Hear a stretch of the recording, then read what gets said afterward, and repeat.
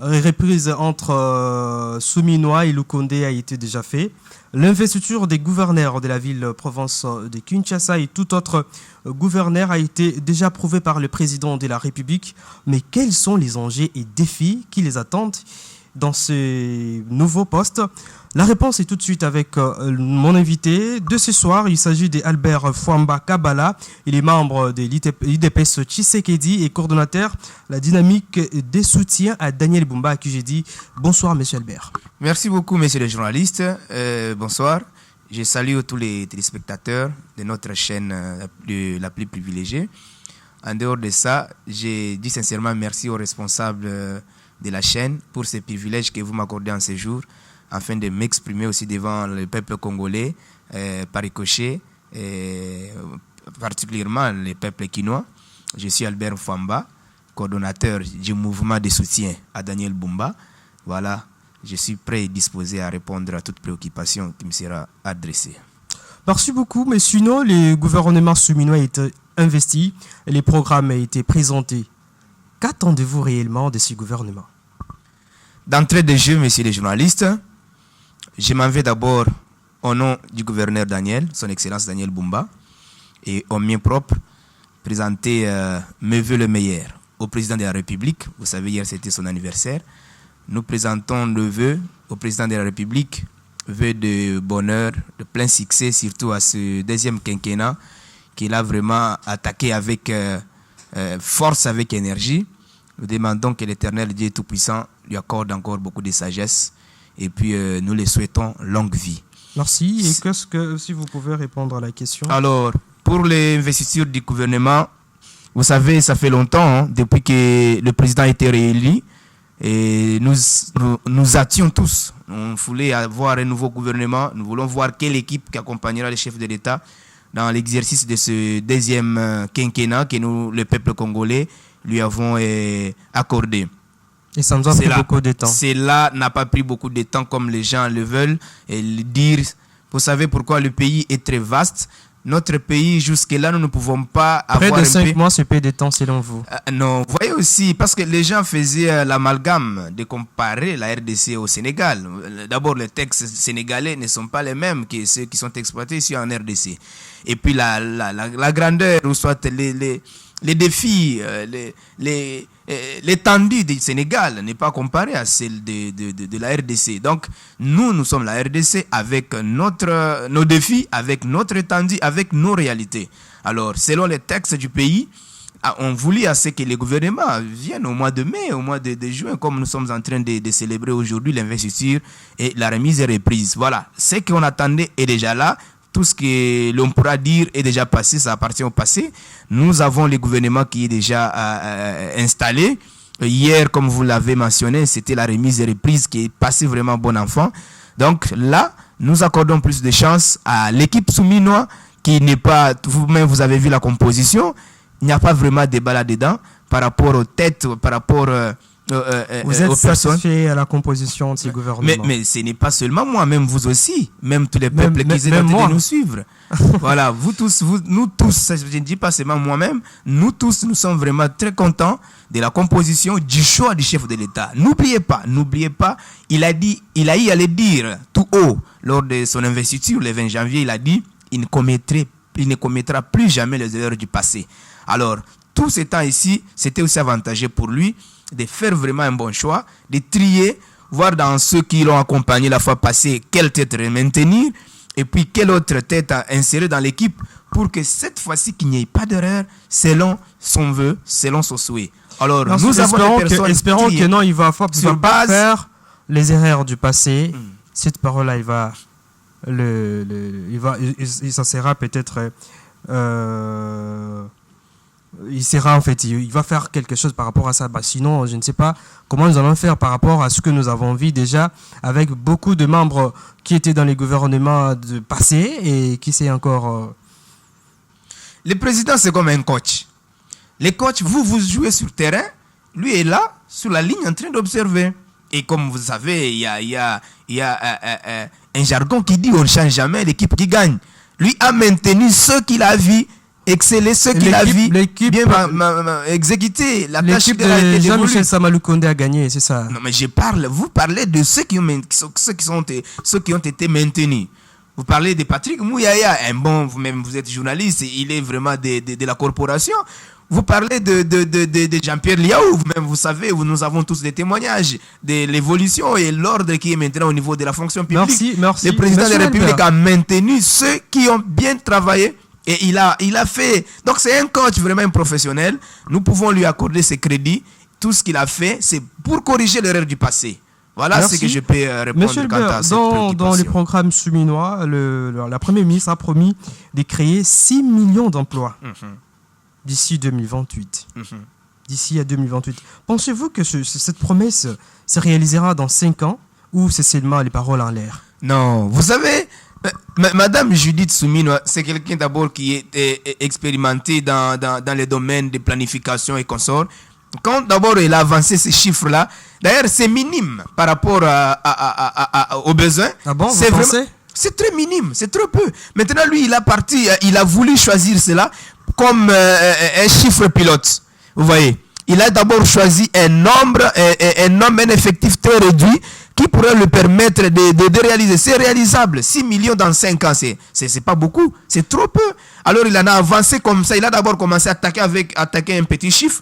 Au fur et à mesure, d'ailleurs, nous prions que Dieu leur fasse un peu de surprises agréables au courant de l'exploitation de leur programme. Il y aura beaucoup de recettes qui seront maximisées et peut-être il pourra aller même jusqu'à 10 millions. Vous savez que ce programme... Donc 6 millions, c'est trop peu et il va les réaliser sans problème. Vous pensez que ce programme gouvernemental des Souminois est tant critiqué du côté de l'opposition? Ils pensent que non, c'est irréaliste. Quelle opposition encore? Est-ce qu'il y a opposition dans ce pays? Il y a l'opposition. Quelle opposition? Vous pouvez me dire quelle opposition? Vous voulez nier la présence de Moïse Katumbi Depuis quand Moïse Katumbi est opposant? Moïse Katumbi n'est pas de l'opposition, il est de la majorité aujourd'hui. Il n'est pas de l'opposition, il est en train d'apprendre, il est tiré par ses poulains. Voilà, Moïse Katumbi n'a jamais été de l'opposition. Quelle opposition? Vous parlez de l'opposition, quelle alternative il a? Si ce n'est que de critiquer, vous êtes assis comme ça, on critique votre même opposant. Il s'oppose même dans la façon dont la personne s'assoit sur la chaise. Ça, c'est quelle opposition? Et Matata Pogno? Matata Pogno, c'est quel opposant? Où est-ce qu'il a passé ça? Il a fait l'opposition où? Ils ne sont pas dans ce pays actuel, nous n'avons pas. Hein? Je ne sais pas, vous êtes en train de citer pour aller citer même Fayoulou, qui est déjà mort politiquement. Vous allez me réciter même Fayoulou. Donc, dans ce pays, comme le président le feu, Dr Tchéné Tshisekedi, nous en avait parlé, les jours où il prendra le pouvoir, il n'y aura plus d'opposition dans ce pays. Il ne le disait pas pour minimiser les autres, parce qu'il a passé toute sa vie politique dans l'opposition. Et une opposition réfléchie, une opposition républicaine. Et des fois, nous avons appliqué aussi l'opposition radicale. Donc, nous connaissons tous les jeux des opposants et de l'opposition. On sait bien se comporter devant ceux qui se réclameraient de l'opposition et ne tiendront pas. N'oubliez pas, le président leur avait taxé de l'opposition à péter, si vous pouvez me permettre. Donc, il ne pèse pas sur la balance. Il ne pèse pas. Et vous savez ce qu'il cherche? Il est en train de réclamer des dialogues. On va dialoguer maintenant sur base de quoi? Toutes les institutions sont assises. Les élections ont eu bel et bien liées selon la volonté du peuple. Les dialogues. Qui? Mais, demandez Fayoulou. Vous savez comment ils ont appuyé la démarche de l'église de l'ECC? L'ECC a dit dans une convention qu'ils ont eu à tenir après les assises, ils ont dit à dire que nécessairement il faut que les enfants du pays se réunissent, qu'il y ait dialogue. Et vous savez comment il a été défendu? Cela a été défendu par Fayoulou et ses acolytes. Donc dans ce pays, quand nous parlons seulement président Tshisekedi, nous parlons union sacrée, c'est ça la volonté du peuple. Les opposants, pourquoi vous voulez les illustrer ici? Ils n'ont pas la bénédiction de la population parce qu'ils n'ont pas d'alternative. Ils proposent quoi? Ils proposent quoi? Parce que eux se cachent maintenant derrière la barbarie ici de Nanga et ses acolytes. En parlant de Nanga, il ne veut pas perdre. Nanga fait qui perd? Non, Nanga ne fait pas cette rébellion de Nanga. Non, ça ne fait pas perdre. C'est pourquoi les présidents les taxent des coquilles vides. C'est pourquoi ils font des démonstrations, tout ce qu'ils veulent faire sur le terrain pour que le président ait peur d'eux, les considère et les rappelle au dialogue. Mais le président ne le fera jamais. Et le peuple congolais n'assistera jamais. En réalité, celui qu'on estimait même être interlocuteur, c'était Rwanda, qu'ils sont en train de dénigrer jusqu'aujourd'hui. C'était Rwanda qui les manipulé. Donc, Nanga et ses acolytes ne valent absolument rien. Donc, nous n'avons pas à craindre. Bon. Donc, les gouvernements, les programmes de gouvernement est bien, très bien ajusté. On ne peut parler pas de critiques des opposants parce qu'il n'y a pas il propose pas la place. C'est leur point de vue. Là, c'est votre point de vue aussi. Vous défendez votre programme. Je le comprends. Est-ce que vous pensez qu'il était temps vraiment d'avoir une femme à la tête du gouvernement avec le défi qu'il attend? Comment il va faire pour s'en sortir? Qui a dit que les gouvernements de la République démocratique du Congo doivent être dirigés par un homme? Pourquoi pas par une femme? Alors aujourd'hui, l'affaire là des femmes et hommes, c'est juste quelque chose qui reste dans la tête. Il y a des hommes, permettez-moi des termes, des hommes, mais qui sont femmes en esprit. Il y a d'autres femmes qui sont hommes. Donc là, cet aspect-là, par parler, nous allons tomber dans cette tentation-là de la discrimination. La femme, il y a aussi femme et femme, ça c'est différent. Cette femme, dame Maman Souminois, que nous saluons d'ailleurs, présentons nos sincères félicitations et souhaitons en même temps un futur mandat, a fait ses preuves. Partout elle est passée, ou actuellement, elle vient fraîchement du gouvernement d'ailleurs. Donc elle a fait ses preuves. Nous le souhaitons. Nous souhaitons le meilleur du monde. Nous souhaitons plein succès à son gouvernement. Et elle va tenir. Vous-même, vous avez vu la démonstration quand elle présentait son plan, le plan d'action, le programme devant les élus légitimes du peuple. Vous-même, vous avez vu. On a posé tant de questions. Voilà comment il en a ramassé dans peu de temps. Il a demandé juste 30 minutes. Dans 30 minutes, elle s'est repliée pour un peu ramasser toutes les préoccupations des élus légitimes du peuple, en les nommant même sur la page des réponses. Donc, c'est une dame qui a fait ses preuves. Malheur à ceux qui ne l'ont jamais connue peut-être, qui n'ont pas son histoire, qui allaient peut-être douter. Mais nous qui la connaissons très bien, nous disons que c'est le chef de l'État n'a pas commis l'erreur de choisir Madame Souminois comme président, comme chef du gouvernement. Vous pensez que ce gouvernement va arriver jusqu'en 2028 ou sérieusement nous allons peut-être assister à un remaniement rapidement? Là vous m'amenez maintenant dans la prophétie. Là c'est votre domaine, vous êtes prophète, on m'a dit. Et là moi voilà quand même que je suis encore un simple croyant dans la prophétie. Donc je ne suis pas prophète. C'est ce que je vais dire, oui. Mais nous souhaitons que les programmes tels que présentés sera appliqué à l'esprit, à la lettre. Le peuple congolais fera un ouf de soulagement. Parce que dans les programmes, on ramasse tout. D'ailleurs, tout est inspiré par les six piliers du programme présidentiel que le président a veillé à illustrer lors de son investiture. On a ramassé tout cela. Le peuple congolais sera vraiment dans la joie de vivre les bonheurs cette fois-ci. Donc, nous souffrons beaucoup. Il y a beaucoup d'inquiétudes dans la population. Mais la réponse est déjà là, dans les textes exprimés, présentés, défendus par Madame la première ministre avec toute son équipe. Merci beaucoup, monsieur Albert Famba. Mais sinon, nous faisons un constat d'une guerre de leadership au sein de l'Assemblée nationale. Il y a une guerre entre les dirigeants de cette chambre. Pas longtemps, lors de l'investiture, nous avons remarqué les ras-le-bol de Vital Kamerhe, qui a même indexé Christophe Mbosso. Pourquoi ce bras de fer? Non. Là, ce sont... il y a un jargon là simple que j'aime utiliser, les buzzmen. Donc les gens qui aiment le buzz, qui veulent maintenant. Ils font le buzz à l'Assemblée nationale. Non. Je ne parle pas de président Kamerhe ou président Mbosso. Je parle des observateurs buzzmen qui aiment créer de buzz même là où il n'y en a pas. Donc il n'y a pas d'abord. Je veux d'abord vous rassurer, il n'y a pas cœur de leadership. Et puis de deux, il n'y a pas bras de fer. Ce qui s'est passé le jour de l'investiture. Non, c'est pas remarquable. Le jour de l'investiture, il y a eu des militants d'un parti très bien identifié, très bien connu.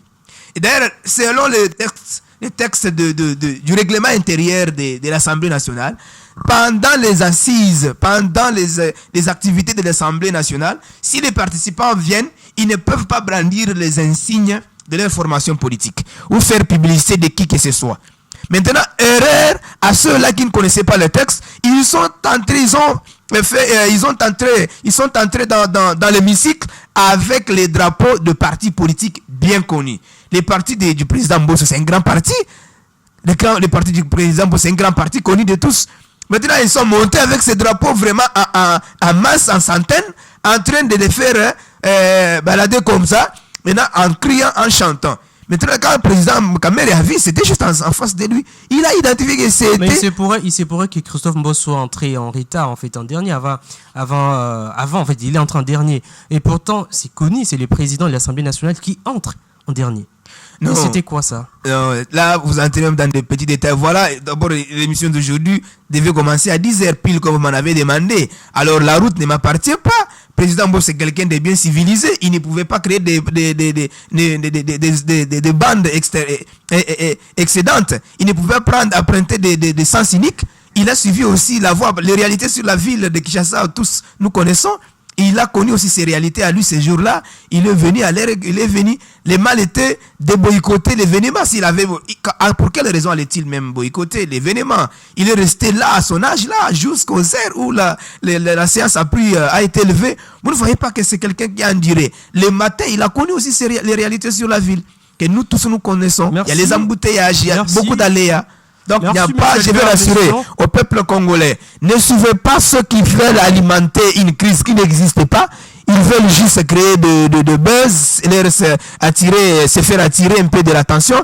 Entre président Kamere et président Mbosso, un climat de paix. Il n'y a pas cœur d'esprit, il n'y a pas bras de fer. Donc, tout se passe normalement. Donc, c'est ce que je vais dire à la population. Merci. Sinon, vous êtes coordonnateur dynamique du mouvement qui soutient Daniel Bumba. Oui, oui. Sinon, Daniel Bumba, comme tout autre gouverneur de chaque province, l'ordonnance signée par le président de la République démocratique du Congo a investi ces gouverneurs à exercer bien leur travail. Est-ce que vous pensez que non, le Daniel Bumba, il sera à la hauteur des attentes des Kinois?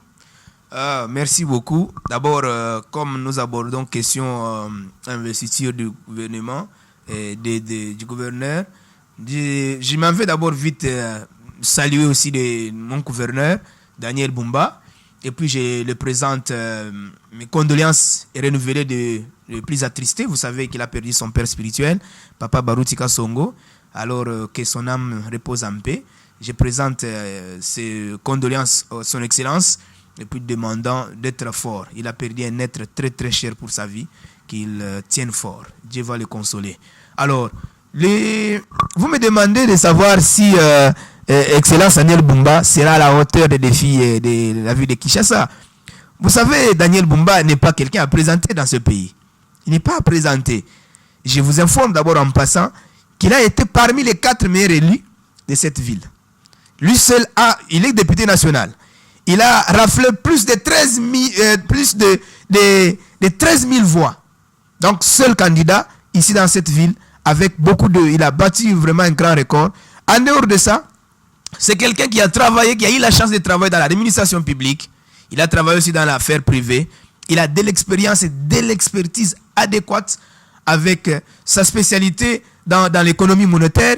Il est à mesure de relever les défis de la ville de Kinshasa. La ville de Kinshasa, ce n'est pas tout ce que les gens imaginent. Si la ville sombre jusqu'aujourd'hui, c'est question juste de gouvernance. Comment il va s'en sortir? Vous savez, qu'est-ce qu'il prévoit d'abord dans chaque secteur? Comme aujourd'hui, il y a l'insalubrité, pas de transport. Comment il va s'en sortir? Qu'est-ce qu'il prévoit dans chaque secteur? Vous savez, nous sommes élus. Il a été élu. Si je parle de nous, donc je parle de lui. S'il a été élu, c'est au travers d'un programme très ambitieux qu'il a eu à présenter devant les élus légitimes du peuple. Il a présenté, nous avons un programme que nous avons dénommé Kinshasa Ezobonga. C'est ça le nom de notre programme. Kinshasa Ezobonga. Ce programme a été aussi conçu sous inspiration des 6 piliers présentés par le président de la République et 3 activités prioritaires de la présidence de la République.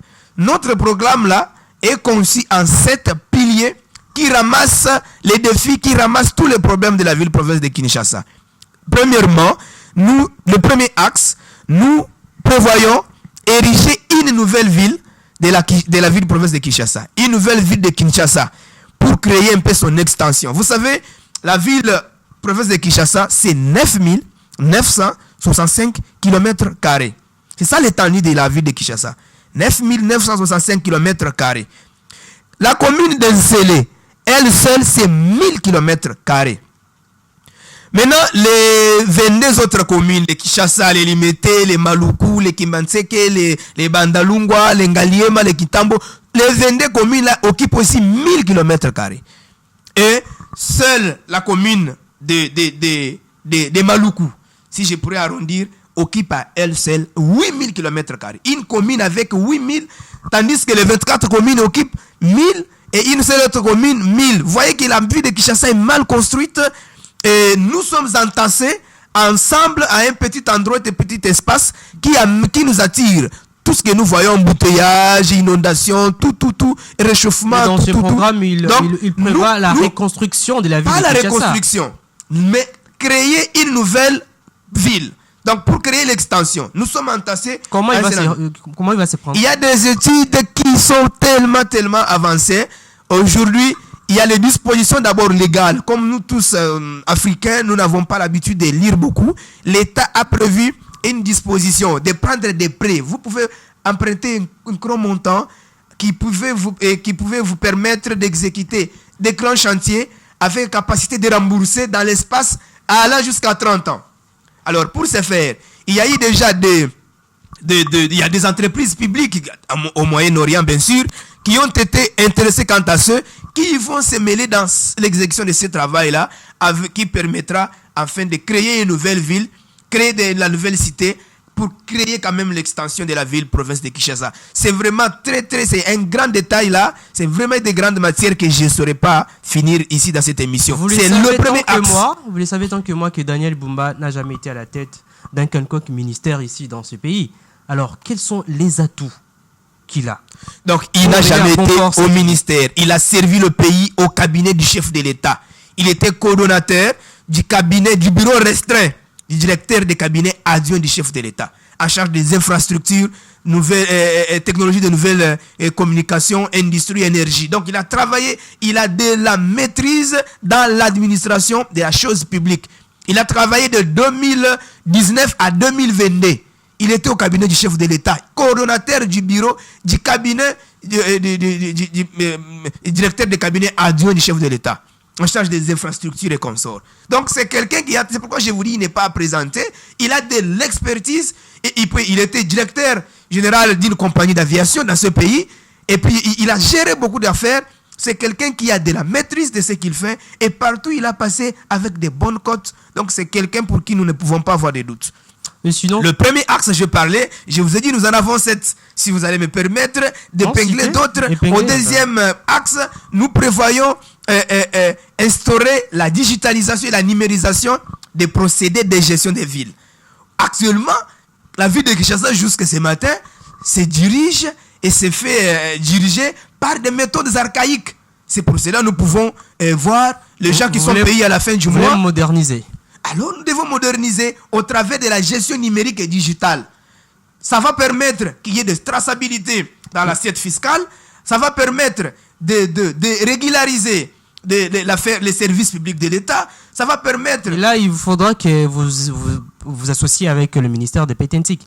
Parce que c'est eux qui occupent ces domaines-là. Voilà, mais tous, pour ne pas oublier aussi qu'une province, la ville de Kinshasa a le statut d'une province. Et la province, c'est une ETD, une entité territoriale décentralisée. Donc, il y a aussi sa politique qui peut aussi conclure des contrats avec ses partenaires, qui peut travailler. Bien que nous ayons le Pétentique, qui est maintenant...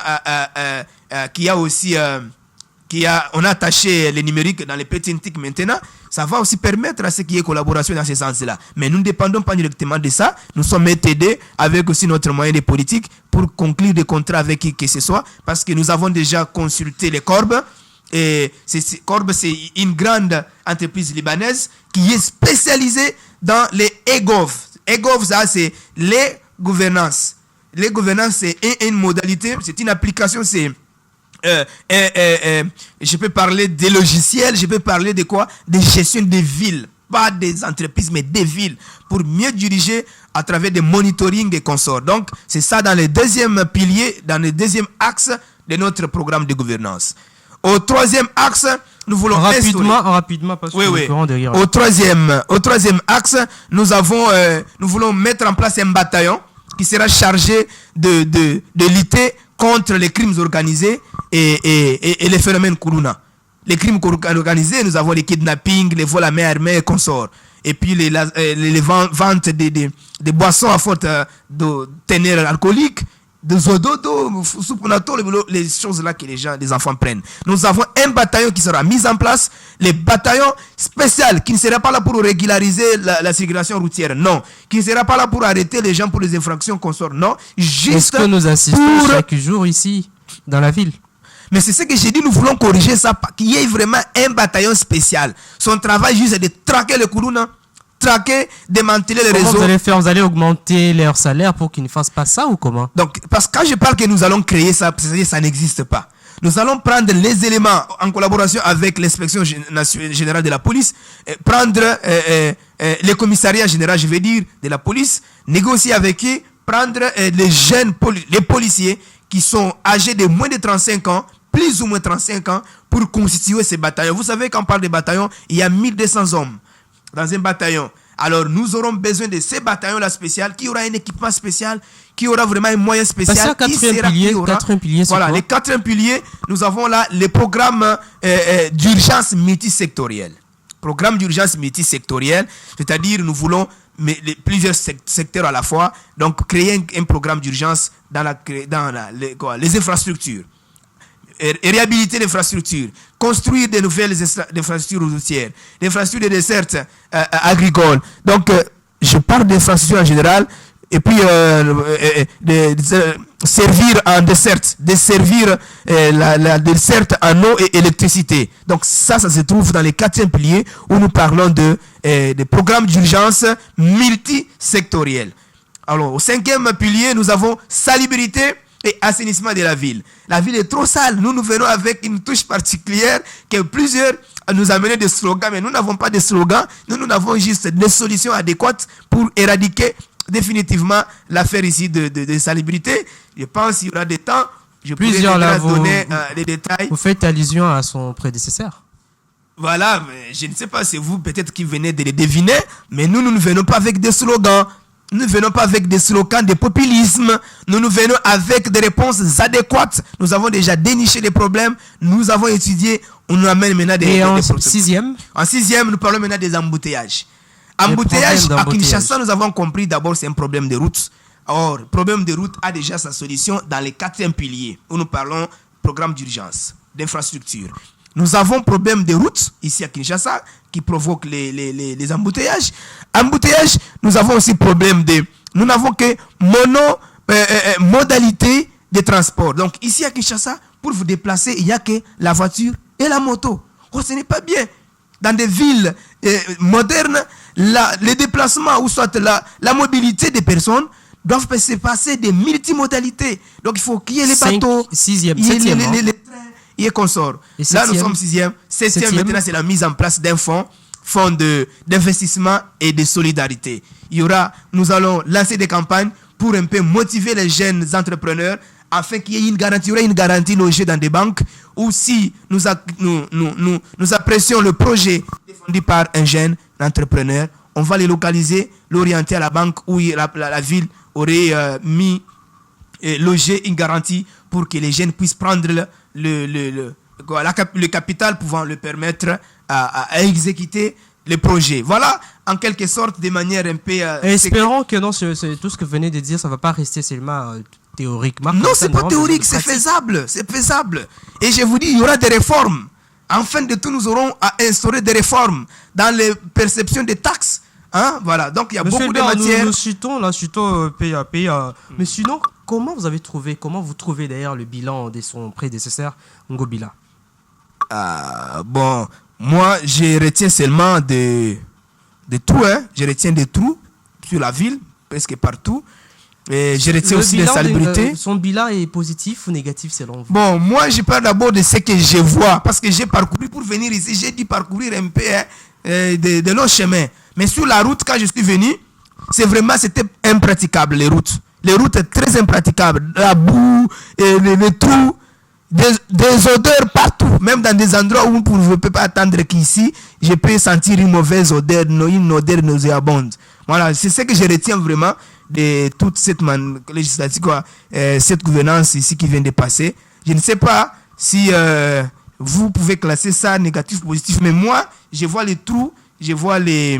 Mais vous avez parlé d'un mal d'Ingobila. Bon, c'est ce que j'ai vu. Hein. Moi, j'ai vu seulement ça. Il y a les odeurs partout. partout. Veut dire que non, il y a son des bilan trous. est négatif. Il y a des trous. Et donc, il y a des salubrités. Sans oublier que Daniel Bumba va hériter plusieurs... il va hériter ces trous-là. C'est ce que nous sommes en train de voir. C'est pour ça que nous ne voulons pas nous plaindre. Nous voulons nous assumer des bêtises peut-être commises par ceux qui nous ont précédés. Daniel Bumba va hériter et inaugurer plusieurs ouvrages menés par Ngobila. Entre autres, le marché central. Programme du gouvernement central. Celui qui va inaugurer là, c'est le président de la République. Je vous informe. Oui, mais ça sera sous le règne de Daniel Bumba. Les sauts des moutons aussi. C'était sous le règne de qui? Quand le président a initié un programme sous votre règne, ça suffit que vous allez endosser cela, non? C'est pas ça? Merci beaucoup. J'allais vous poser d'avoir une dernière question. Pourquoi d'abord vous avez choisi à soutenir Daniel Bumba? Une minute, s'il vous plaît. Bon, j'ai accepté de choisir Daniel Bumba d'abord, parce que sa tête ne fume pas. Donc, dans sa tête, il n'y a pas la fumée. Et puis, dans ses mains, il n'y a pas le sang. Contrairement à d'autres, avec les esprits des morts, ils ont eu à connaître, à organiser, orchestrer des crimes ailleurs. Il y a eu des tueries et consorts, les esprits des morts leur pourchasser. Daniel Bumba, c'est quelqu'un, d'abord, Maboko Pembe, de deux, la tête ne fume pas, et puis de trois, quelqu'un de très bon cœur qui aime la vie de Kinshasa. Monsieur Albert Famba, me fait déjà signe là que nous sommes arrivés à la fin de cette émission. Malheureusement, il y a beaucoup de choses à dire, mais le temps me fait défaut. En tout cas, je crois que prochainement, nous allons en parler à longue marge. Merci beaucoup, monsieur le journaliste. Sinon, je vous dis à renouveler encore mes remerciements. Je salue tout le peuple quinois qui va nous suivre. Peut-être, je ne sais pas si il y aura rediffusion, qui va nous suivre le soir. Bien de bonnes choses à vous et voilà, Dieu nous bénisse. Merci beaucoup, chers téléspectateurs. Nous sommes arrivés à la fin de cette émission et maintenant on fait comment? Sur ce plateau, j'avais reçu Albert Famba. Il est membre de l'IDPS Tshisekedi et puis coordonnateur aussi un mouvement qui soutient Daniel Bumba.